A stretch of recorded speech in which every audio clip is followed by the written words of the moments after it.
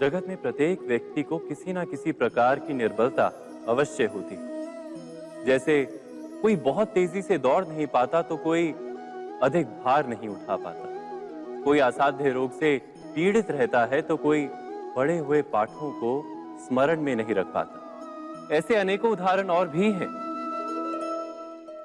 क्या आप किसी ऐसे व्यक्ति को जानते हैं जिसे सब कुछ प्राप्त हो और हम जीवन की उस एक निर्बलता को जीवन का केंद्र मानकर जीते हैं? इस कारणवश हृदय में दुख और असंतोष रहता है सदा। निर्बलता मनुष्य को जन्म से अथवा संजोग से प्राप्त होती है, किंतु उस निर्बलता को मनुष्य का मन अपनी मर्यादा बना लेता है। किंतु कुछ व्यक्ति ऐसे भी होते हैं जो अपने पुरुषार्थ और श्रम से उस निर्बलता को पराजित कर देते हैं।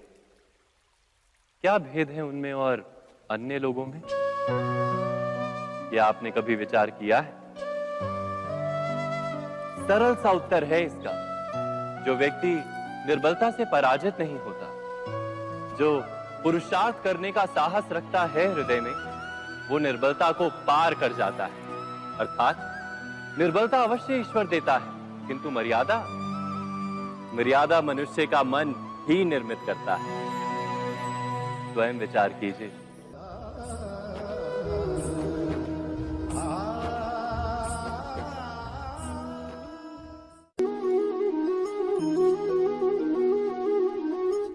भविष्य का दूसरा नाम है संघर्ष। हृदय में आज इच्छा होती है और यदि पूर्ण नहीं हो पाती तो हृदय भविष्य की योजना बनाता है। भविष्य में इच्छा पूर्ण होगी ऐसी कल्पना करता रहता है, किंतु जीवन ना तो भविष्य में है ना अतीत में। जीवन तो इस क्षण का नाम है, अर्थात इस क्षण का अनुभव ही जीवन का अनुभव। पर हम ये जानते हुए भी इतना सा सत्य समझ नहीं पाते। या तो हम बीते हुए समय के स्मरणों को घेर कर बैठे रहते, या फिर आने वाले समय के लिए हम योजनाएं बनाते रहते हैं और जीवन जीवन बीत जाता है। एक सत्य यदि हम हृदय में उतार लें कि ना हम भविष्य देख सकते हैं, ना ही भविष्य निर्मित कर सकते हैं, हम तो केवल धैर्य और साहस के साथ भविष्य को आलिंगन दे सकते हैं, स्वागत कर सकते हैं भविष्य का। तो क्या जीवन का हर पल जीवन से नहीं भर जाएगा? स्वयं विचार कीजिए।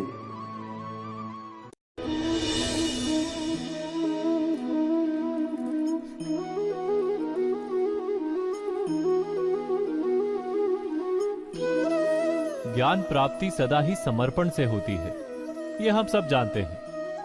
किंतु समर्पण का वास्तविक महत्व क्या है? क्या हमने कभी विचार किया? मनुष्य का मन सदा ही ज्ञान प्राप्ति में विभिन्न बाधाओं को उत्पन्न करता है।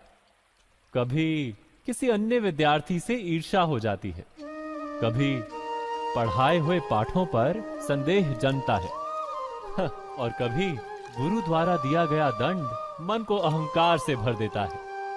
नहीं, क्या ऐसा नहीं होता? न जाने कैसे कैसे विचार मन को भटकाते हैं और मन की इसी अयोग्य स्थिति के कारण हम ज्ञान प्राप्त नहीं कर पाते। मन की योग्य स्थिति केवल समर्पण से निर्मित होती है।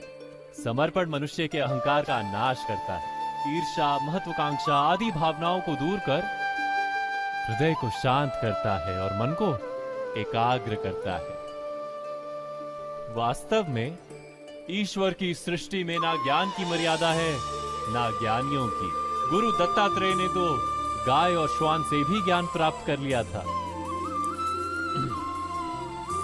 अर्थात विषय ब्रह्म ज्ञान का हो या जीवन के ज्ञान का या गुरुकुल में प्राप्त होने वाले ज्ञान का, उसकी प्राप्ति के लिए गुरु से अधिक महत्व है उस गुरु के प्रति हमारा समर्पण। क्या ये सत्य नहीं?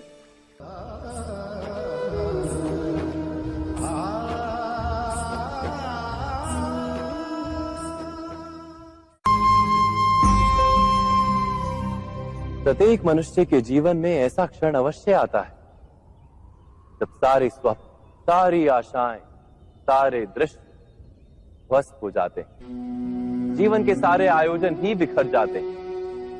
एक और धर्म होता है और दूसरी ओर सुख। इसी को धर्म संकट कहते हैं। जब धर्म का वहन ही संकट हो और धर्म का त्याग ही सुख हो। विचार कीजिए, कभी किसी स्वजन के विरुद्ध सत्य बोलने का अवसर प्राप्त हो जाता है, कभी ठीक दरिद्रता के समय सरलता से चोरी करने का मार्ग प्राप्त हो जाता है, कभी किसी शक्तिशाली राजनेता या राजा के कर्मचारी का अधर्म प्रकट हो जाता है। सबके जीवन में ऐसी घटना बनती ही रहती है। अधिकतर लोग ऐसे किसी क्षण को धर्म संकट के रूप में जान ही नहीं पाते। हमें किसी प्रकार के संघर्ष का अनुभव ही नहीं होता। सहजता से सुख की ओर खींचे चले जाते हैं, जैसे मक्खी गुड़ की ओर खींची चली जाती। वास्तव में धर्म संकट का क्षण ईश्वर के निकट जाने का क्षण होता है। यदि हम संघर्षों से भयभीत ना हो, सुख की ओर आकर्षित ना हो, अपने धर्म पर दृढ़ रहे, तो ईश्वर का साक्षात्कार दूर नहीं।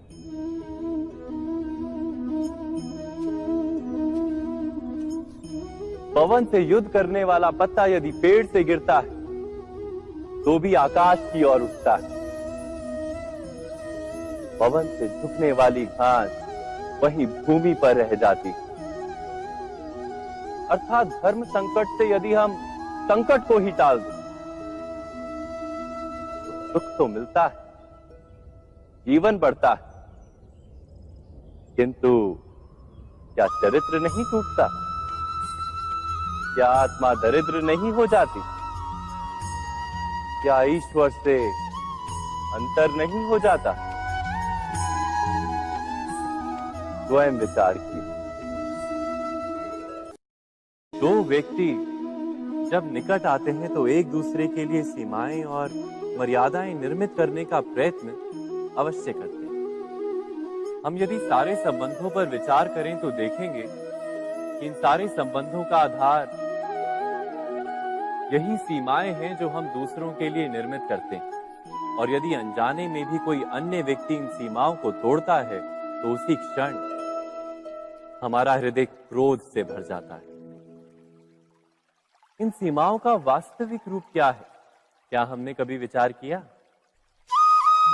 सीमाओं के द्वारा हम दूसरे व्यक्ति को निर्णय करने की अनुमति नहीं देते, अपना निर्णय उस व्यक्ति पर थोपते हैं, अर्थात किसी की स्वतंत्रता का अस्वीकार करते हैं। और जब स्वतंत्रता का अस्वीकार किया जाता है तो उसका हृदय दुख से भर जाता है। और जब वो सीमाओं को तोड़ता है तो हमारा हृदय क्रोध से भर जाता है। क्या ऐसा नहीं होता?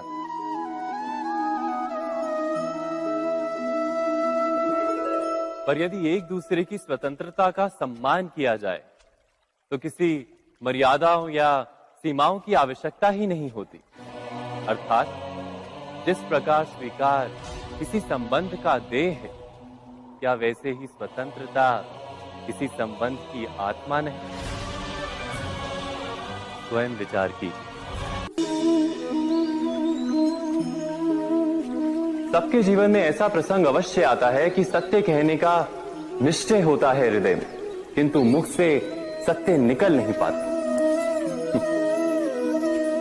कोई भय मन को घेर लेता है। किसी घटना अथवा प्रसंग के बारे में बात करना या फिर स्वयं से कोई भूल हो जाए उसके बारे में कुछ बोलना, क्या ये सत्य है? नहीं, ये तो केवल तथ्य है। अर्थात जैसा हुआ था वैसा केवल बोल देना सामान्य सी बात, किंतु कभी कभी उस तथ्य को बोलते हुए भी भय लगता है। कदाचित किसी दूसरे की भावनाओं का विचार आता है मन, दूसरे को दुख होगा ये भय भी शब्दों को रोकता है। तो ये सत्य क्या है? क्या हमने कभी विचार किया है? जब भय रहते हुए भी कोई तथ्य बोलता है तो वो सत्य कहलाता है। वास्तव में सत्य कुछ और नहीं, केवल निर्भयता का दूसरा नाम है। और निर्भय होने का कोई समय नहीं होता, क्योंकि निर्भयता आत्मा का स्वभाव है। अर्थात क्या प्रत्येक क्षण सत्य बोलने का क्षण नहीं होता?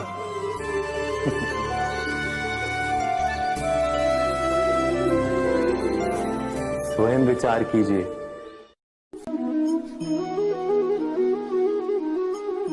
श्रेष्ठता का क्या अर्थ है? श्रेष्ठता का अर्थ है दूसरों से अधिक ज्ञान प्राप्त करना। अर्थात मूल्य इस बात का नहीं कि स्वयं कितना ज्ञान प्राप्त किया, मूल्य इस बात का है कि प्राप्त किया हुआ ज्ञान अन्य लोगों से कितना अधिक है। अर्थात श्रेष्ठता की इच्छा ज्ञान प्राप्ति को भी एक स्पर्धा बना देती है। और स्पर्धा में विजय अंतिम कब होती है?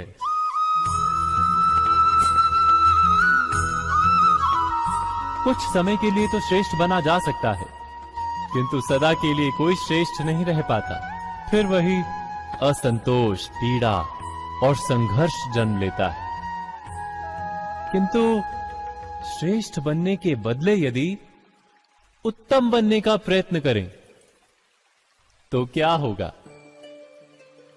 उत्तम का अर्थ है कि जितना प्राप्त करने योग्य है वो सब प्राप्त करना, किसी से अधिक पाने की इच्छा से नहीं, मात्र आत्मा की तृप्ति हेतु कुछ प्राप्त करना। उत्तम के मार्ग पर किसी अन्य से स्पर्धा नहीं होती, स्वयं अपने आप से स्पर्धा होती है। अर्थात उत्तम बनने का प्रयत्न करने वाले को देर अबेर सारा ज्ञान प्राप्त हो जाता है, बिना प्रयत्न के ही वो श्रेष्ठ बन जाता है। किंतु जो श्रेष्ठ बनने का प्रयत्न करता है वो श्रेष्ठ बने या ना बने, उत्तम कभी नहीं बन पाता।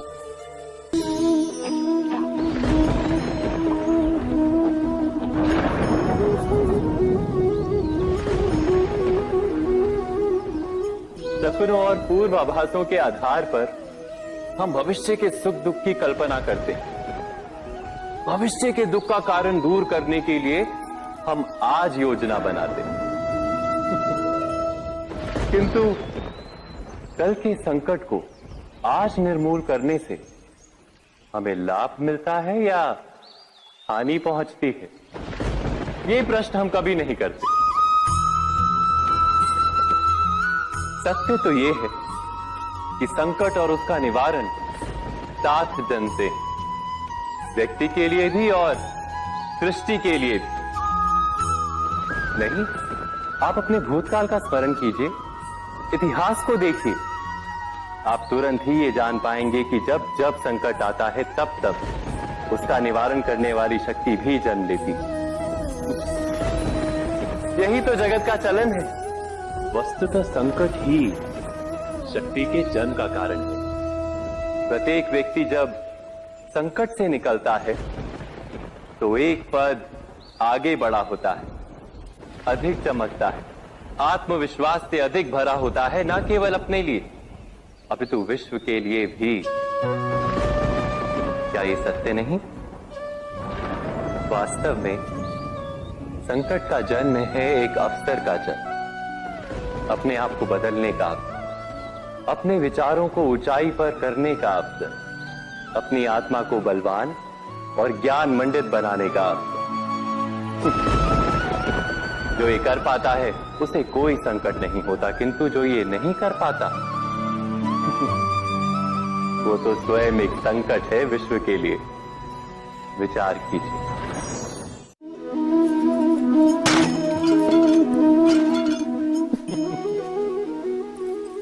कभी कभी कोई घटना मनुष्य के जीवन की सारी योजनाओं को तोड़ देती और मनुष्य उस आघात को अपने जीवन का केंद्र मान लेता। पर क्या भविष्य मनुष्य की योजनाओं के आधार पर निर्मित होते हैं? नहीं।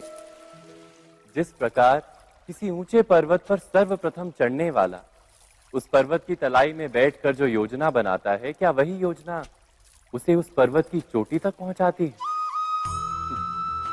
नहीं। वास्तव में वो जैसे जैसे ऊपर चढ़ता है वैसे वैसे उसे नई नई चुनौतियां, नई नई विडंबनाएं, नए नए अवरोध मिलते हैं। प्रत्येक पद पर वो अपने अगले पद का निर्णय करता है।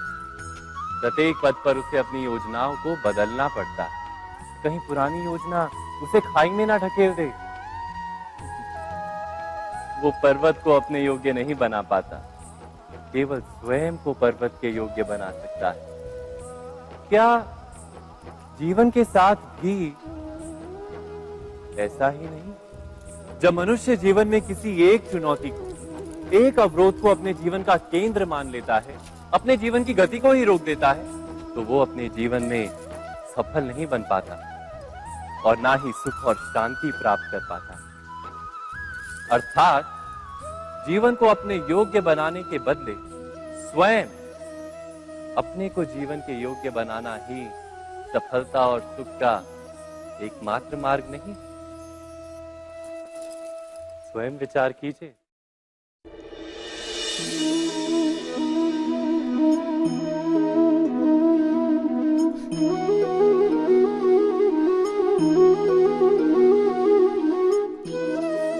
जीवन का हर क्षण निर्णय का क्षण होता है। प्रत्येक पद पर दूसरे पद के विषय में कोई निर्णय करना ही पड़ता है और निर्णय अपना प्रभाव छोड़ जाता है। आज किए गए निर्णय भविष्य में सुख अथवा दुख निर्मित करते हैं, ना केवल अपने लिए, अपने परिवार के लिए भी, आने वाली पीढ़ियों के लिए भी। जब कोई दुविधा सामने आती है तो मन व्याकुल हो जाता है, अनिश्चय से भर जाता है। निर्णय का वो क्षण युद्ध बन जाता है और मन बन जाता है युद्ध भूमि। अधिकतर निर्णय हम दुविधा का उपाय करने के लिए नहीं, केवल मन को शांत करने के लिए लेते हैं। पर क्या कोई दौड़ते हुए भोजन कर सकता है? नहीं। तो क्या युद्ध से जूझता हुआ मन कोई योग्य निर्णय ले पाएगा? वास्तव में शांत मन से जब कोई निर्णय करता है तो अपने लिए सुखद भविष्य बनाता है, किंतु अपने मन को शांत करने के लिए जब कोई निर्णय करता है तो वो व्यक्ति भविष्य में अपने लिए कांटों भरा वृक्ष लगाता है। स्वयं विचार कीजिएगा।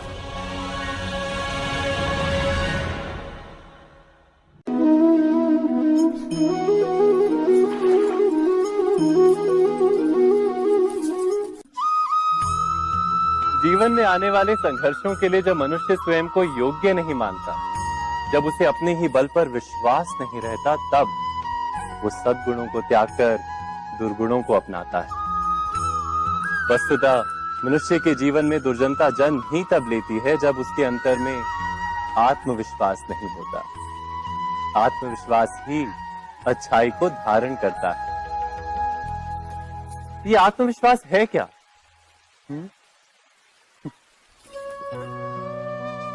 जब मनुष्य ये मानता है कि जीवन का संघर्ष उसे दुर्बल बनाता है, तो उसे अपने ऊपर विश्वास नहीं रहता। वो संघर्ष के पार जाने के बदले संघर्ष से छूटने के उपाय ढूंढने लगता है। किंतु जब वो ये समझता है कि ये संघर्ष उसे अधिक शक्तिशाली बनाते हैं, ठीक जैसे व्यायाम करने से देह की शक्ति बढ़ती है, तो प्रत्येक संघर्ष के साथ उसका उत्साह बढ़ता है। अर्थात आत्मविश्वास और कुछ भी नहीं, मन की स्थिति, जीवन को देखने का दृष्टिकोण मात्र है। और जीवन का दृष्टिकोण तो मनुष्य के अपने वश में होता है। स्वयं विचार कीजिए।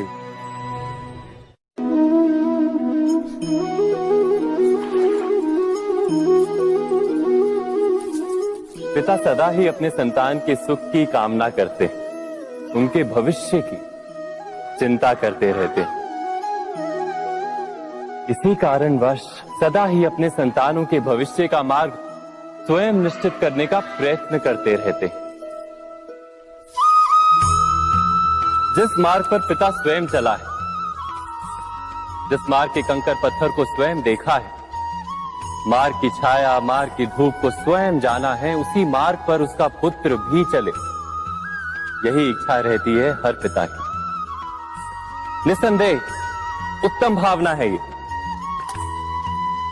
किंतु 3 प्रश्नों के ऊपर विचार करना हम भूल ही जाते।